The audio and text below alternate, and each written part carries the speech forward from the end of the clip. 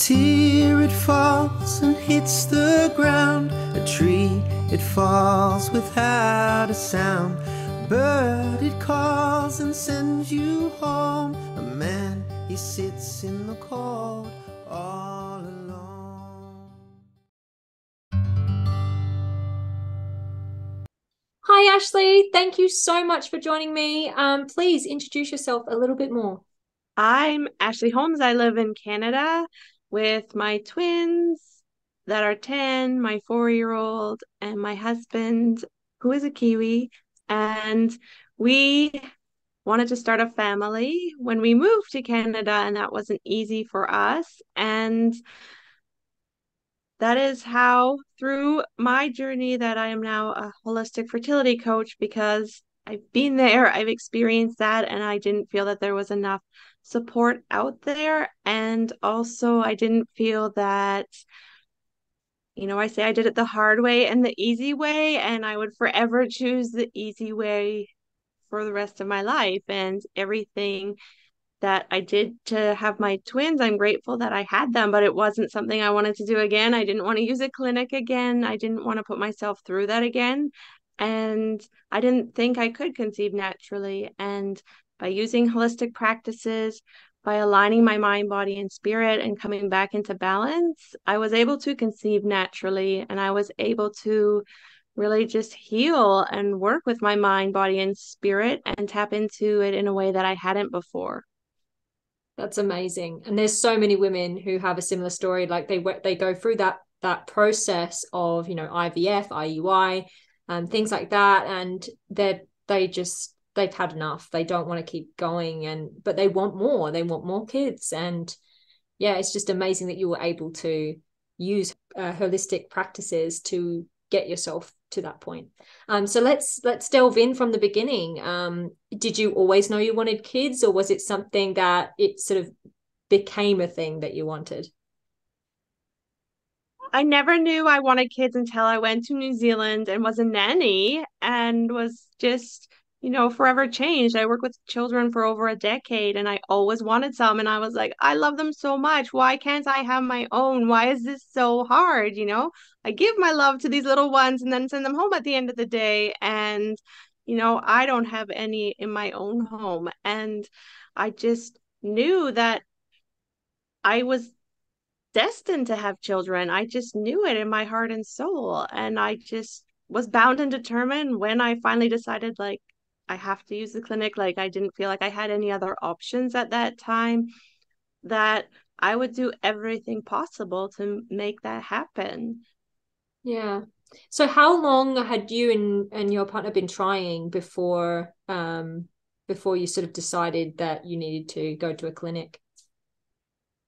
We had been trying for probably 18 months. And because I was just around the age of 30, I thought, like this is just going to happen. And I was really in denial that this wasn't happening and that this wasn't easy and that outside intervention was going to be needed because I thought, this is either going to end with a happy ending or it's going to end with heartbreak, and I felt like I wasn't quite ready for that, but we went that route and I'm grateful that we did. And I also know how stressful it was on me and how I didn't enjoy the process. The clinic was wonderful, everything about what I did. It's not that the service wasn't there, it was that the support wasn't there to go alongside of it or with it. Yeah. And they don't give you the, coping like strategies it's not a holistic approach, when you go into those clinics, that it really isn't. And because of that, yeah, it is quite a difficult thing. And I find that with most of the ladies that I speak to, they're not getting the full, their full needs met. Um, so with the clinics, did you go through IVF or was it like an IUI, or how like what kind of process did you go through? We initially started with just the fertility drugs and they gave me a 6-month supply. And after 3 months, they were like, this should have worked by now. You should be pregnant by now. And I remember leaving feeling very deflated, like I'm doing everything you're telling me. Why isn't this working? And, feeling like I was doing something wrong, even though I was doing everything I possibly could. And, they were deciding what route to take next. And it was in that time, really, when the pressure was off, that I did conceive naturally. And so there's a lot to be said of how much pressure, how much stress, is really impacting us in our whole body and all of our systems, because it is stressful, and that's really what I came to learn. But we need to be doing something with this stress, right? So it's not just energetically sitting in our bodies. Yeah. And the longer you are in that process of, trying to deliver, trying to have a baby, I think you do fall into that stress overload, and it just becomes this cycle where you're just constantly stressing. So it just doesn't, yeah, you're right, it doesn't work to actually have health and to get to that end result that you want. Um, so so with your twins, so you had some drugs, but then you fell pregnant, just like in between Well, the. I was like, well, I still have these. I'm still going to take these. Well, they're deciding what we're going to do next. And that's when I got pregnant. And then I was like, okay. And as soon as I saw, you know, the the picture on the monitor, and he asked me, what do you see? And I was like, I see two. What do you see? Because I knew going into this that there were, risks, and that there could be any number of babies in there. And I was like, what do you see? And I was like, wow, like I couldn't believe it, because after so long, that finally was, my dream becoming a reality. Yeah. And what was it like having two children, like your first time, and that kind of moment of wow, like I went in for one and I've got two. Yes. It was a big shock. And that in itself was, I wanted to know what sexes we were having, because I wanted to feel more prepared, because I wasn't quite prepared for twins. And so we had a boy and a girl. And I was like, okay, that is, what everybody dreams of, or, Yeah. that is, what everybody kind of sets out for, so that they experience one of each, right? And so, but I remember being in the elevator going down, and my husband's mind just like, you could just see the wheels turning of like, two of this, two of this, two of this, like just like, double of everything. Yeah, the stress. Okay. This is because when you're preparing for one baby, it's one thing, but two can be a whole new kettle of fish. Um, so okay, so then you had your twins, and then with your third child, can we go through what processes you went through to have that holistic approach, and how you sort of got the mindset of going holistically? What really, I feel like I landed on my yoga mat, and that's where I was destined to be. And that's how my journey started, was me going to one karma class a week, and, taking that little bit of me time when my twins were 2 or 3 years old. And that turned into yoga trainings and really diving deeper into holistic practices. And what started as hot yoga and really coming from, a flexibility and strength and ego sort of perspective, really changed into, learning other types of yogas and ways to work with my body and to listen to my body and to actually come back home to myself and let go of all of these things that I had sort of accumulated all of over the years that didn't really serve me. Mm. Yeah, it seems like we do accumulate a lot of practices that aren't necessarily helpful, and mindsets that aren't helpful as well. So I'm guessing you sort of found that you kind of worked through those as you were doing these different yoga practices. Definitely, because I didn't think that, what could slowing down do for me, that wasn't going to achieve results. I would leave when the yoga bolsters would come out and the really zen calm music would come on, and I didn't think that had a place for me, but that's precisely what I needed, was to slow down, to be mindful, to pay attention, to listen to my body, and to really notice and become aware of the thoughts that were running through my head, and the programs that were sort of running my life in the background, and becoming conscious and aware of those so that I could change them.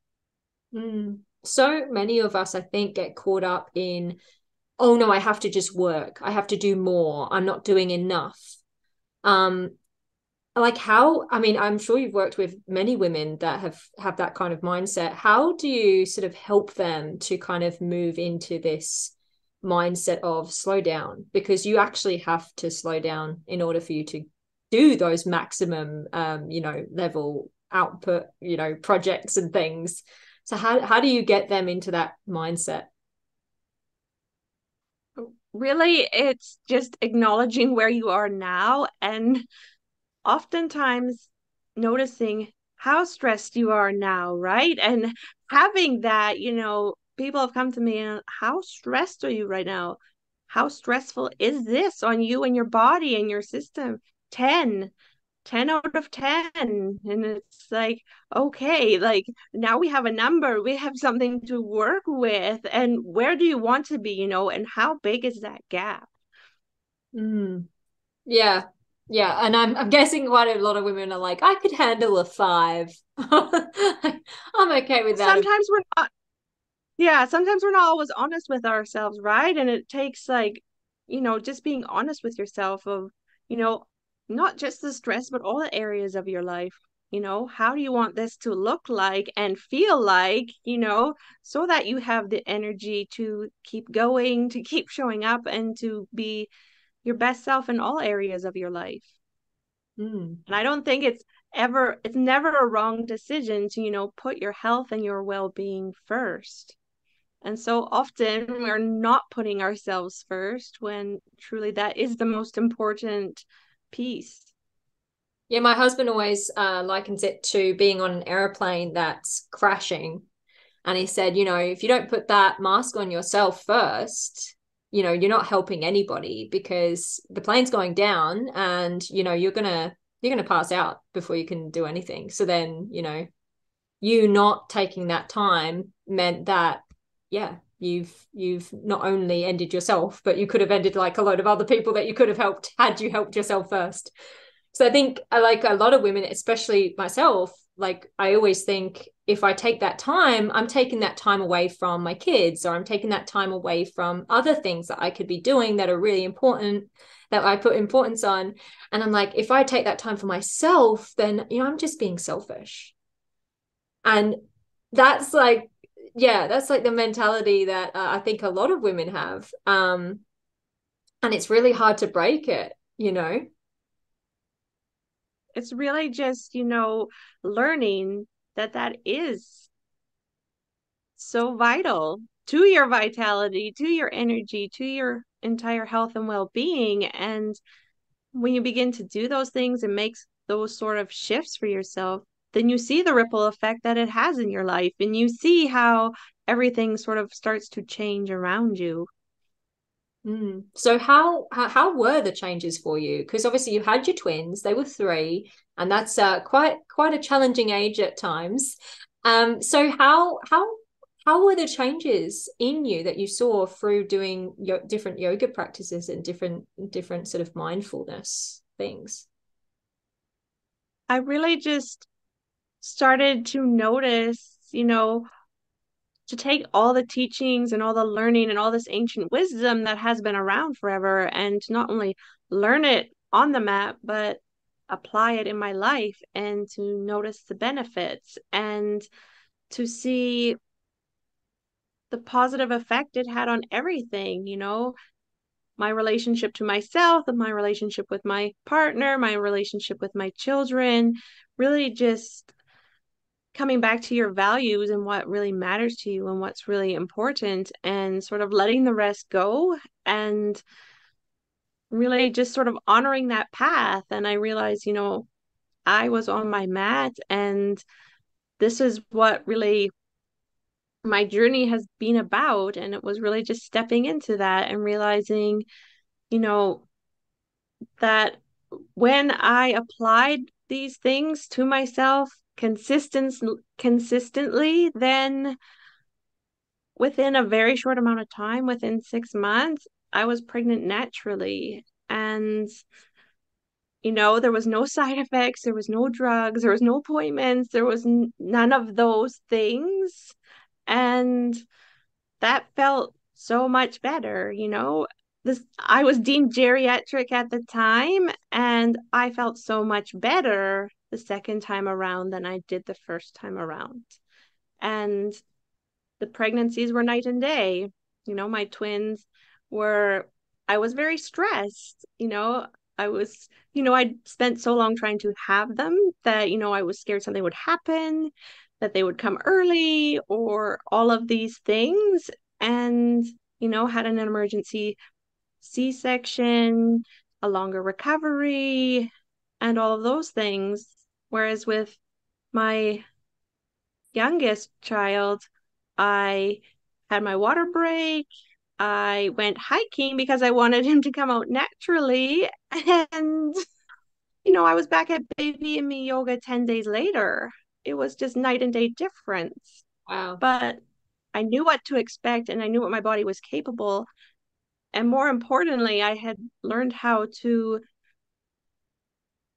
control my thoughts so that my thoughts weren't controlling me, and I really was mindful and aware of the importance of the thoughts that we think, because they influence our feelings and our behaviors and our actions, and it just has that effect on our whole life. And I really just was in awe of how all of these principles and practices could have two completely different experiences. And it was meant to be that way. Mm.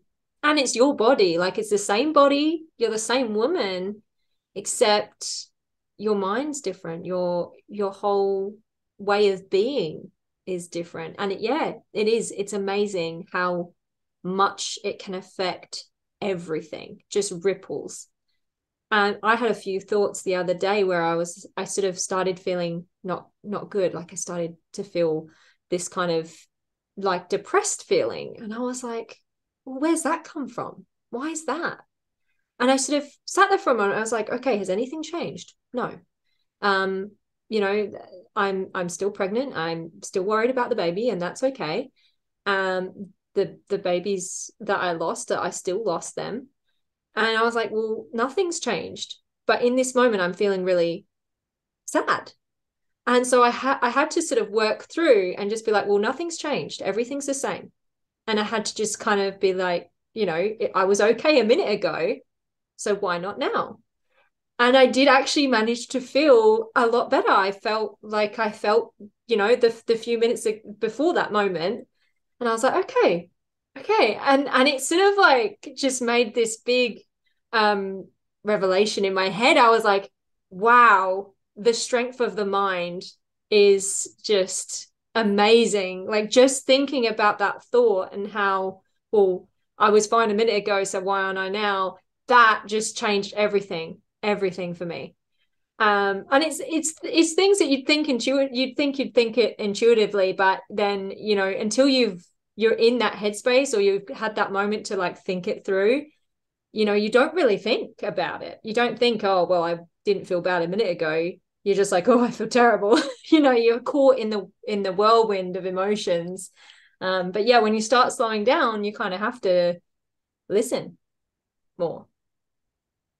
I think that was one of the greatest sort of teachings or learnings that I walked away with from my trainings, was to feel my emotions and to embody them and to embrace them instead of running away from them, and instead of trying to push them away and not feel them, because for the longest time that's what I did, and that's how I was used to operating. So knowing that they will pass, and that you don't have to fear them, and that nothing is going to come your way that you can't handle. And that truly is just something.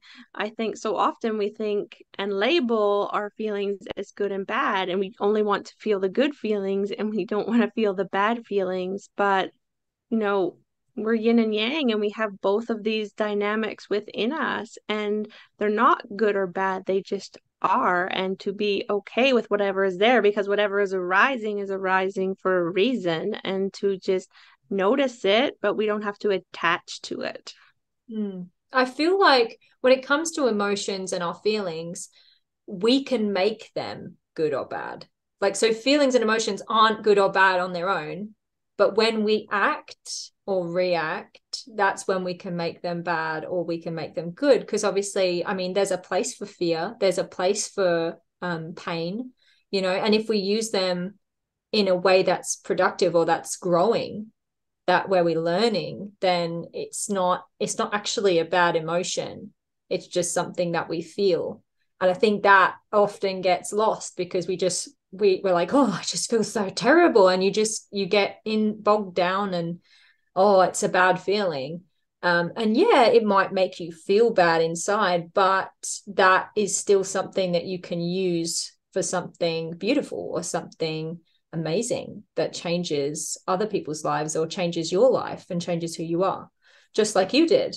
You had that very stressful time, a lot of anxiety, and then you changed everything that you were doing and your whole mindset, everything. It's amazing. It really is.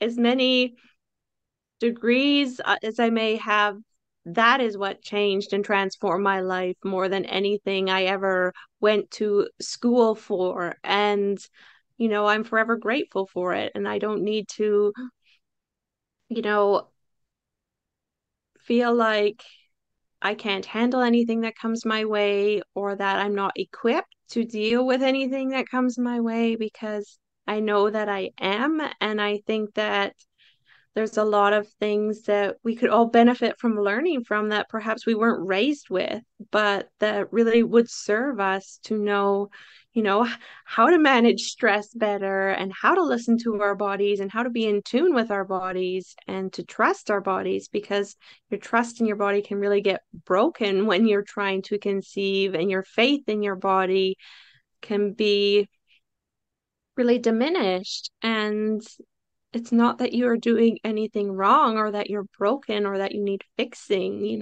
Sometimes people come to me and, I just want you to fix me. And I'm like, but you don't need fixing. You need a different approach, but it's not fixing. Yeah, I think it's so true. A lot of women just feel broken. They feel like, it's something wrong with them. But I think it does come down to education. Like you said, like you learn way more through this experience, this life experience, rather than, getting degrees. And it's so true. Like, we don't get taught how to cope and deal with our emotions, how to get through trauma, how to deal with loss. We don't get taught these things. And we don't even get prepared for the fact that, a lot of women will go through infertility or periods of time that, it's hard to have a baby, or, we get taught, well, you have sex, you have a baby. That's Mm-hmm. it, and you're like, fantastic for some people, what about everybody else? And they just don't teach it. It is such a big misconception that this is easy. This is going to happen the first time. And as soon as you stop taking birth control pills, that you are going to fall pregnant. That's what I thought. And that was so not the case. And there was years, I think my twins were 2. And I was like, why am I taking these? I can't even, I couldn't get pregnant. So why would I take this medication and put this into my body? So I just quit. And I was like, I'm perfectly fine if another one comes along, but I wasn't taking, medical intervention to make that happen. And it wouldn't have happened if I hadn't really applied holistic practices to my life and to my being and really shifted my state of being, because for so long I was in fight or flight mode and didn't realize it. And coming into rest and digest mode really was what made the difference. And actually feeling that in my body was a world of difference, and being like, this is how I'm actually meant to feel, and this is how I'm meant to be operating in more of the time, and learning to use poses to add stress, but then to come into rest, and to know that stress isn't necessarily a bad thing, but we don't want to be staying in this heightened state of stress for an extended period of time. And that's so often the cycle that happens when you're trying month after month. And that was me. It'll be next month. It'll be next month. It'll be next month. And that ends up turning into years. Yeah. I think a lot of women probably just laughed with us just then, because it's so true. Like, you're like, the next cycle, the next one. Okay, the next one. And you're just so driven. I must have a baby. That yeah, it does take over, and that stress does build. And it's only when you let go and you just like, whatever will happen, and I'll just accept the results, that it becomes easier and nicer. And even if it doesn't happen, because sometimes it still doesn't happen for women, there's some comfort in just kind of letting go, like letting your mind just kind of relax. But yeah, how have your practices, how have you been using them to help women through their infertility, or through their loss, seasons of loss? I really love to honor, the seasons of loss that they have experienced, because often that's when they come to me, that's when they find me, that's when they reach out, is after they've experienced a miscarriage or a failed cycle of IVF, or, they feel like they've tried everything else and they're looking for other options because what they've tried hasn't worked. And so I offer Reiki for them when and if they get their period. And I offer yoga practices like yin yoga, as many women go to acupuncture when they're trying to conceive. It can be used in the same way, without needles, without having to leave your home, and just opening your energy channels in a different way. There's many ways to do things, and it's just perhaps working with your body in a different way and being open to different things you haven't experienced. Some women have never meditated before, and that's fine, but there's a space and place for everybody. And to know that you can feel better during this process than you are feeling right now. And I promise that, because it shouldn't be draining and depleting and exhausting. Yeah, and I think a lot of women do feel that. I know when I was going through the heavy season of loss, I felt really broken, and like, all the joy had gone from the world. And you just feel really heavy. And yeah, and it's so great to hear that there's other practices that are similar to the sort of acupuncture as well, because I've heard a lot of women say how great it is, but women like me don't want needles. We don't want loads of needles in us. Thank you. And if you're going through IVF, I know there's a lot of needles involved. So there's like a semi, like, being used to it, but at the same time, you don't want to have to continually like put yourself through that necessarily. So if there's another option, then that's amazing. And I'm so glad that you're offering that. And from the comfort of your own home, because let's face it, after loss, a lot of us don't even want to leave our home. And if we've got something set up where it's like, well, you don't even have to leave your home, all you have to do is put your computer on, you don't really have a reason not to try it, then it's kind of gives you that little bit of something to kind of, all right, well, I'll give it a go, and hopefully the mindset change will happen. So do you get a lot of women who come to you online? Yes, everything I do is virtual. And that was sort of my silver lining of COVID, of being like, now is the time to go online, and now is the time also to really have more impact and to help in a deeper, more meaningful way, because it just honestly, I think, is so heartbreaking that so many women are experiencing this and so many women are suffering silently and don't have that support. Yeah, it's so true. And it's great, like I said, that you're offering that, because it's definitely something that I think yeah, like a lot of women use an excuse of, well, I don't have time for that. But you've actually made it very accessible. So it's really awesome that you're doing it virtually. Were you doing it one-on-one before COVID? Before COVID, I was just teaching yoga and meditation, and you know, the studios closed down and there was no place to rent and nowhere to go. And it was like my kids were on Zoom, and I was like, okay, now is the time, it's now or never. Like, now is really the time to sort of get with the ages and stop being a dinosaur. And I think really there's so much potential to help so many more women, no matter where they are. Yeah, so true. I mean, that's why I'm doing this event virtually. I do hope to one day do some live ones where we're actually physically together as well, because I think that would be lovely. But yeah, you can just reach so many more women and people in general through the internet. It's amazing. It's so great that we actually have this ability. Um, what have you found has been the most profound moment within your journey so far? I think for me, my most profound moment was really realizing that I was unconsciously sort of creating my infertility.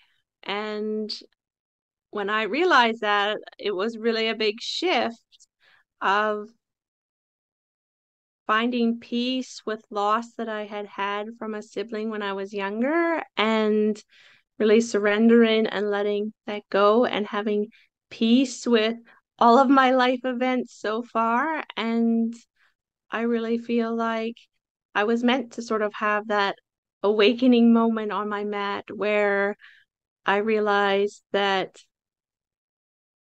I needed to consciously create my life instead of allowing it to be unconsciously created. That's so true. Like living consciously, and you happening to life rather than life happening to you. That's such a good yeah, way to look at it. You said about loss of a sibling. Do you mind like talking a little bit about that? Because obviously, some of the women here have children before loss, and so then they'll have loss, and then those kids obviously grow up knowing that loss, or not knowing, depending on how their parents sort of deal with that. So, what was that like? That experience? It was really, very challenging, and I didn't have none of us. It was very unexpected. It was very sudden, and it was, here one moment and gone the next. And, I feel like from that age, I always wanted answers, and I sort of became a seeker because I always wanted to know why. I had big questions and I really wanted answers for everything, and I really thought there needed to be a purpose and a reason for why all of these things happened and why everything lined up the way that it did. And truly just realizing that by holding on to the past, I wasn't truly living either. I was always from a place of wanting and thinking that things should have been a different way, and finally just able to accept what had happened. Yeah. Yeah. So was your sibling older, like out in the world, born, and yeah. Yes, yes.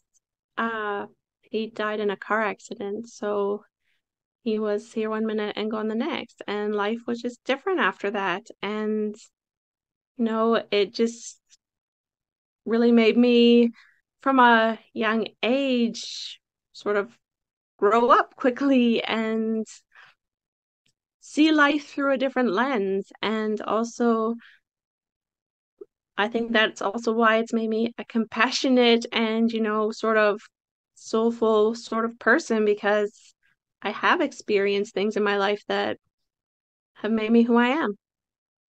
I think I mean, I find that with a lot of people who go through loss, whether it be, loss of a child or loss of a sibling or loss of anyone in their lives, it just seems that we all kind of get to have this understanding and like more compassion.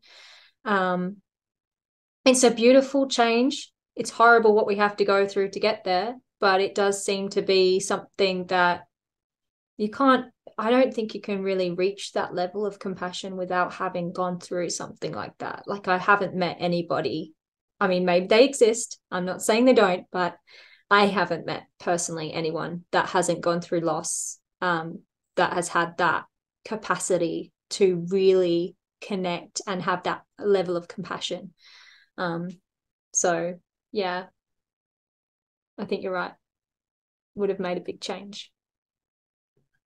Definitely. And I think that with trying to conceive, it's like a continual loss, right? And you just have your hopes up and then you have your hopes dashed and you think it's this time and then maybe you miscarry. And it's really just a roller coaster of emotions and how to navigate this. And, probably not breathing deeply and, you know, being stressed and breathing into just like your shallow chest and not even be able to feel like you can take a deep, full breath, right? Because only once you're pregnant and maybe once you're past 3 months are you going to be able to take a deep, full breath. Yeah, I mean, I can tell you, I'm 22 weeks now, and I'm still shallow breathing quite often. I catch myself because, I mean, once you enter this world and you speak to all these women, you do kind of, you know, learn a lot of things that can happen, and I think that can sometimes make it a little bit more tricky. But at the same time, I still never felt safe anyway. Like in pregnancy, I was still worried.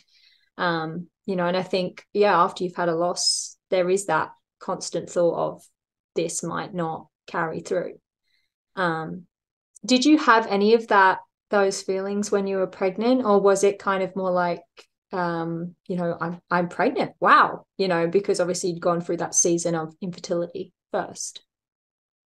With my twins, I was very afraid pretty much the whole time. And in fact, we were in a accident where the vehicle flipped and I was upside down in this vehicle, pregnant, and really just I knew though in that moment, like I think I wasn't fully tapped into my intuition, but I was, but it was just like you need to breathe and don't panic because if you go there, like this is not going to turn out well. If you think about the worst case scenario, then you're not going to walk away with this in a positive way.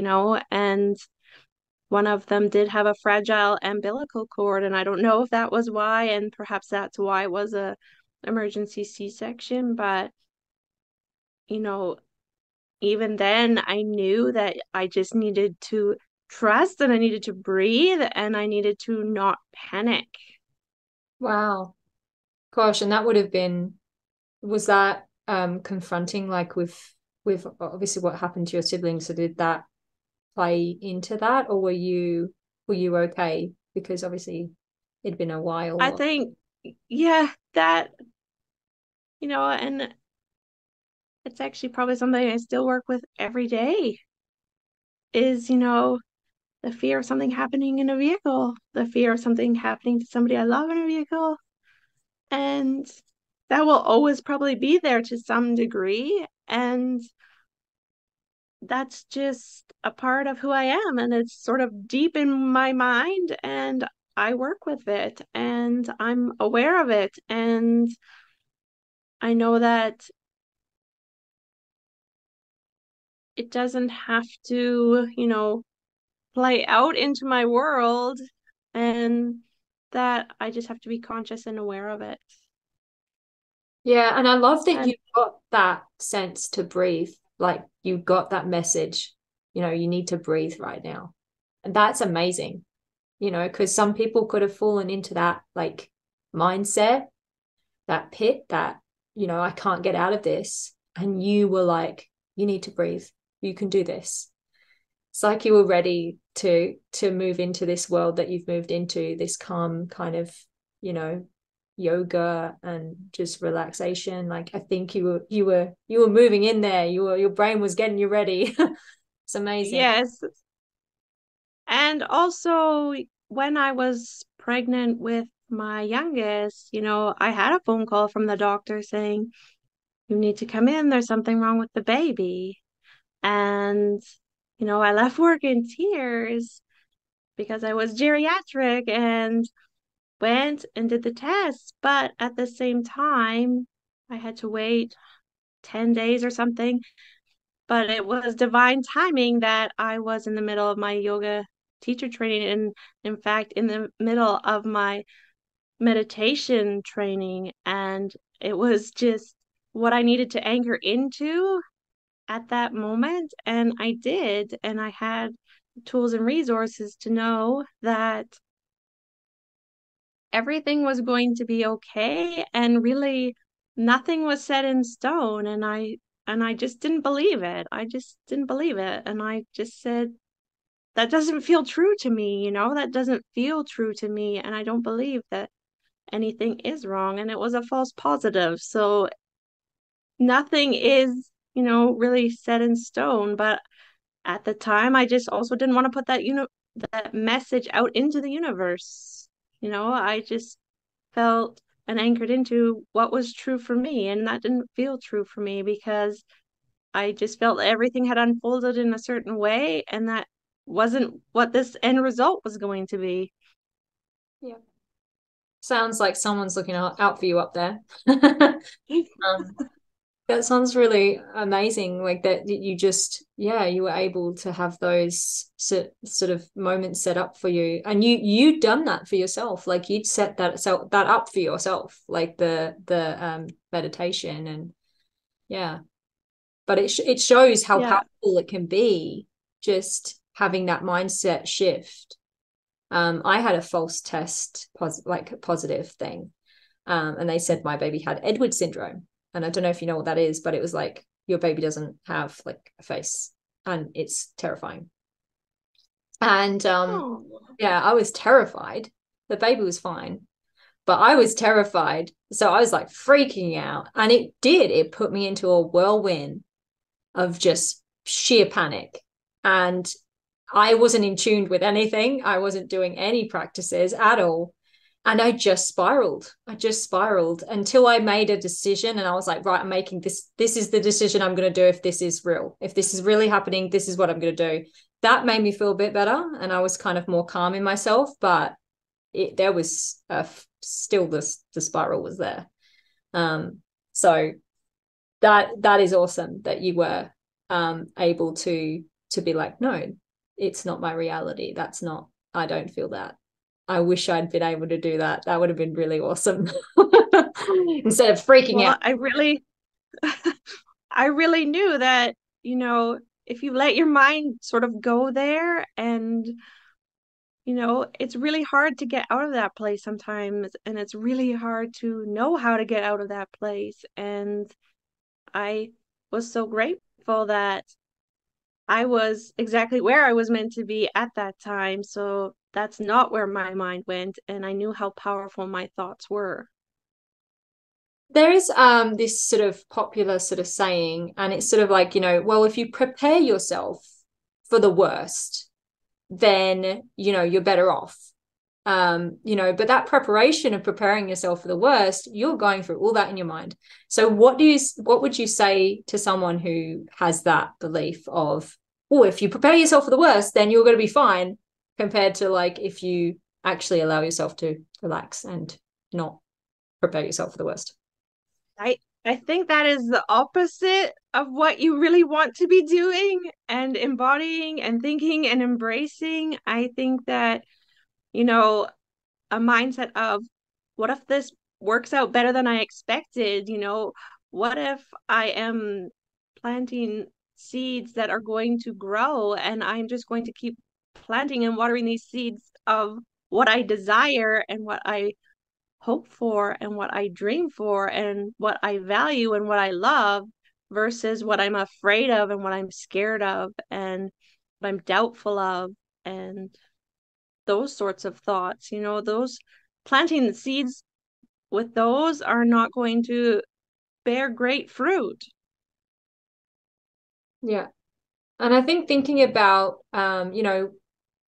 if we think about, okay, if you do go for that hopeful route, if you do go for the calming of the mind and the being positive, I mean, the worst that can happen is your worst thoughts happen. But you being positive and being calm is not going to change that if it's still going to happen. I think that is a good thing to think of as well. Like, you can be stressed and worried all the time, but it's not necessarily it's not meaning anything except for that you're terrified and you're having a terrible time. If something is going to happen, then it will happen regardless. But you could feel good instead of terrible. But there is a fear. Yes. There is a fear there. Like, if I allow myself to feel good, if I allow myself to hope, it will hurt more. Is there anything that you recommend for your clients in that scenario? Because I'm sure you get a lot of women who are very fearful. So how do you help them move through that fear into kind of allowing yourself to be calm and feeling that hope?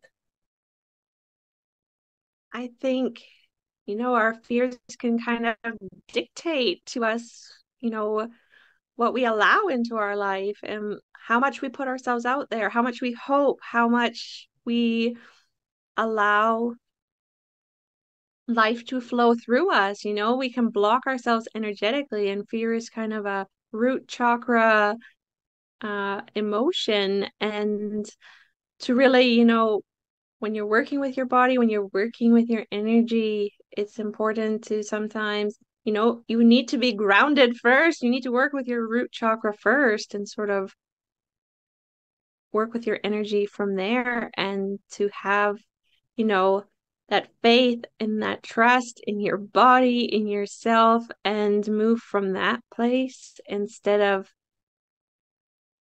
just a place of fear. And I get it because I very much lived in a place of fear too, but it's not a place that serves you and it's not a place that feels good. And I think it's knowing the difference of what do I really want and how do I really want to feel, and not denying your fears, but facing your fears instead of running away from them. Yeah, it'd be hard to face them. They're scary sometimes. They look like big scary monsters. But I think a lot of the time, we actually make the fears bigger than they are, right? Because sometimes when you Yes. face it, you're like, oh, that wasn't as bad as I thought. That wasn't, a big, massive monster. It was like a little mouse that I was terrified Right? and standing on a chair Yes. screaming.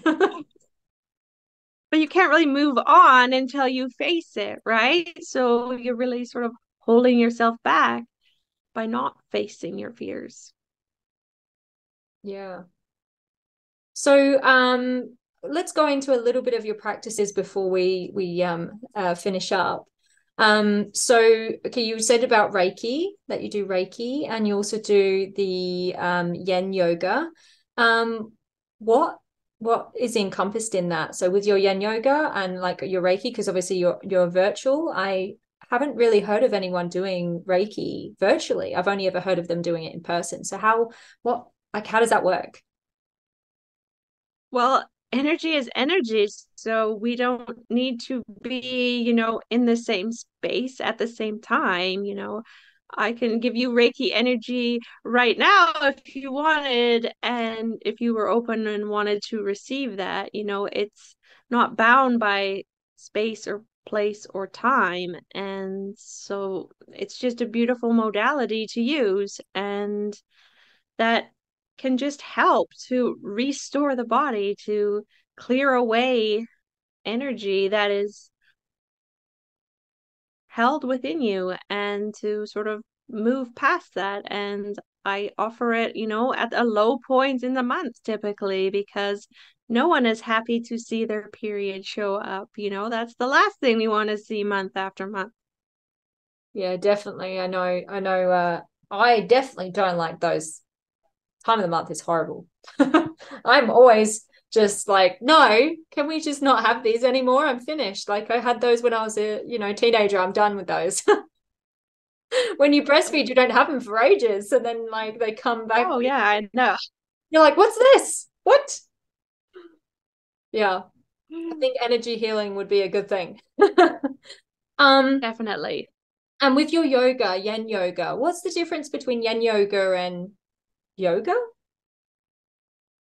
So I offer yin yoga, I offer restorative yoga, and what most people typically know or are aware of is hatha yoga or these heated classes,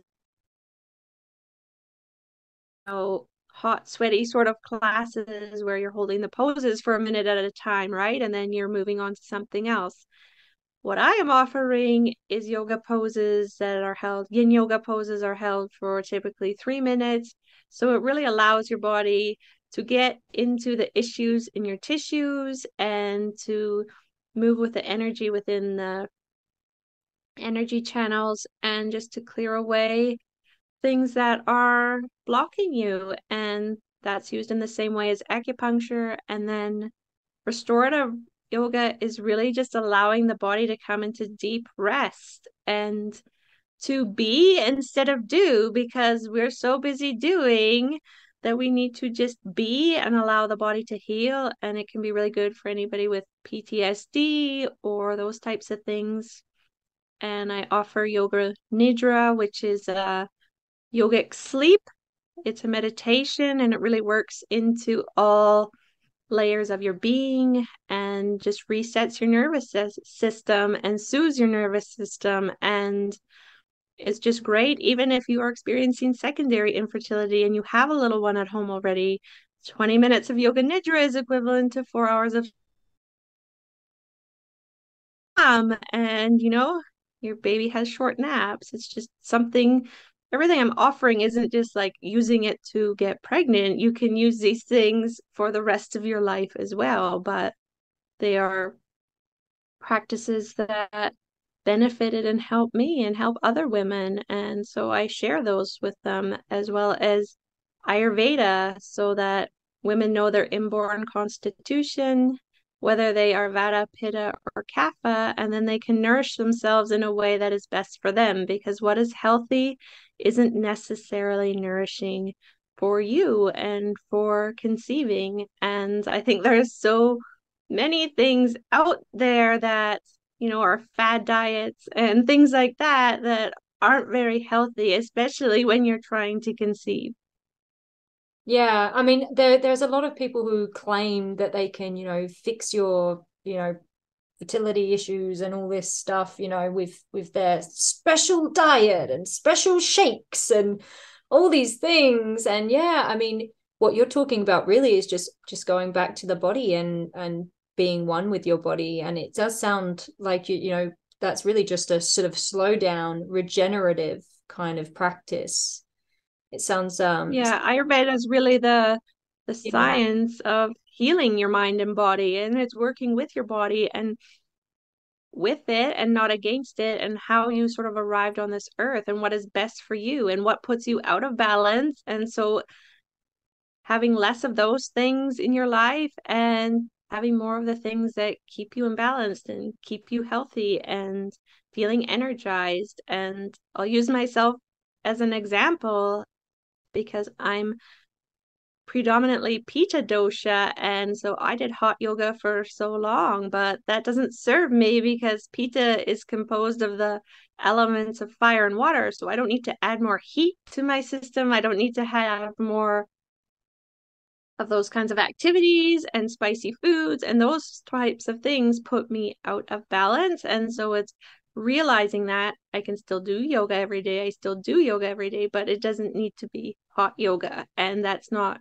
what is best for my body. And it's just, I let that go.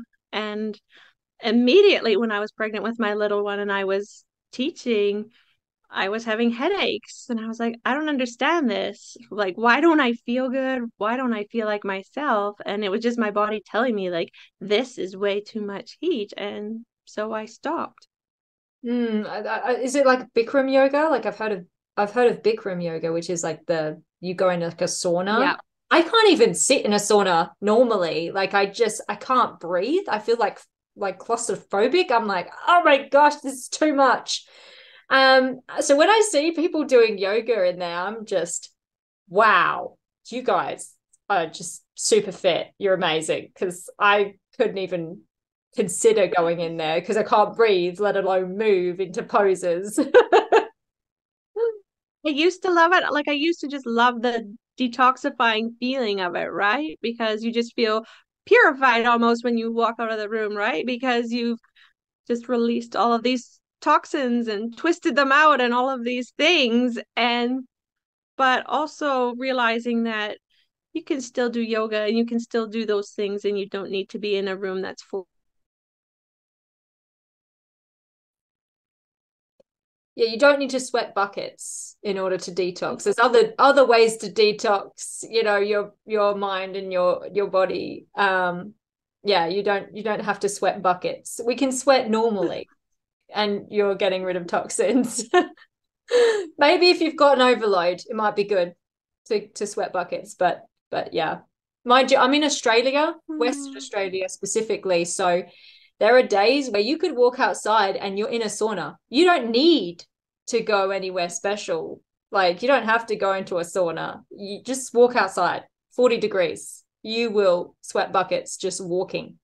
So That's really funny though, because in Canada it can be minus 30 degrees. So to go to a 40-degree class is like, oh, this feels so amazing.